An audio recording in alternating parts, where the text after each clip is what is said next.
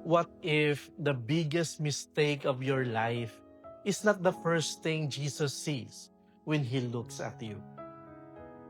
Today, we celebrate Saint Mary Magdalene. Before she became a saint, she was a woman with a painful past. But Jesus did not define her by her brokenness. He healed her, He loved her, and called her by name. On Easter morning, while everyone else had gone home, Mary stayed. She was crying outside the empty tomb. Then Jesus spoke just one word, Mary.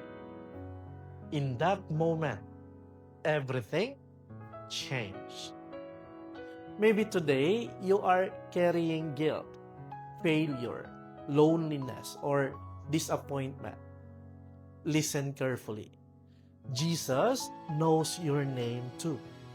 He sees your heart, not just your past. His mercy is greater than your sins, and His love is stronger than your failures. So today, don't run away from Him.